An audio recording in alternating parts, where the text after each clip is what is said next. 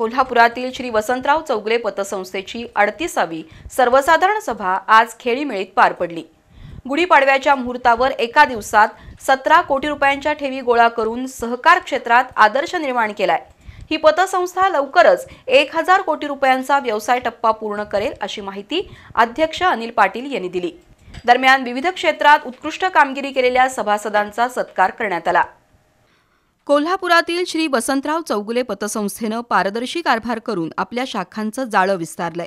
या संस्थेची 38वी सर्वसाधारण सभा अध्यक्ष अनिल पाटील यांच्या अध्यक्षतेखाली पार पडली।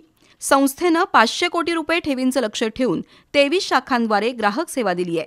संस्थेकडे सध्या 375 कोटी रुपयांच्या ठेवी असून 270 कोटी रुपयांचं कर्ज, 115 कोटी रुपयांची गुंतवणूक असा 760 कोटी रुपयांचा संमिश्र व्यवसाय केलाय।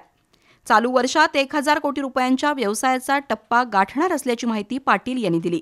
या पतसंस्थेनं आरटीजीएस, एनईएफटी, वेस्टर्न मनी ट्रान्सफर, क्यूआर कोडद्वारे कोणत्याही शाखेमध्ये रक्कम जमा करण्याची सोय उपलब्ध केली आहे। तर सर्व शाखांमध्ये वीज बिल भरणा केंद्र, लॉकर सुविधा आहे। दरवर्षी सभासदांना लाभांश देण्यात येतो। संस्थेच्या सर्व शाखांच्या इमारती स्वमालकीच्या असल्यानं आर्थिक स्थिती भक्कम असल्याचं अनिल पाटील यांनी सांगितलं।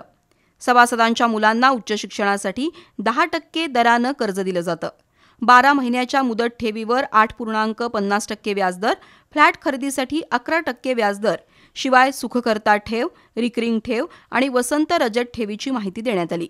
यावेळी विविध क्षेत्रात उत्कृष्ट कामगिरी केलेल्या सभासदांचा सत्कार करण्यात आला।